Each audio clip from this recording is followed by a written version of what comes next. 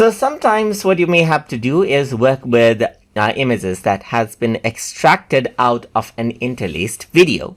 Although this is rare these days, you might come across that out. For example, over here you can see that I got a video frame from 1080p right now, and you can see that this is what I have right now. But if it is from an interlaced video is a 1080i, then you can see some scale lines right here just like this. So if you want to go ahead and remove these type of effect, then in Corel Draw, what you can simply do is utilize something called Deinterlace. So to do that, you simply need to select the image and then go to effects and then go around onto transform, and here you can see that Deinterlace is an option.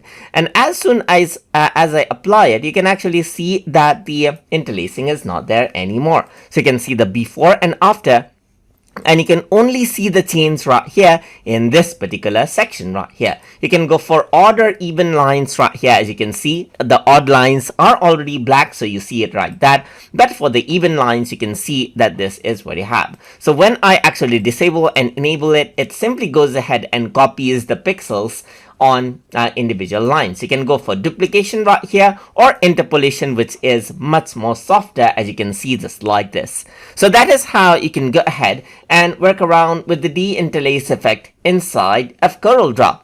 So I hope you guys learned something as always. And as always, please like, comment, share, and subscribe.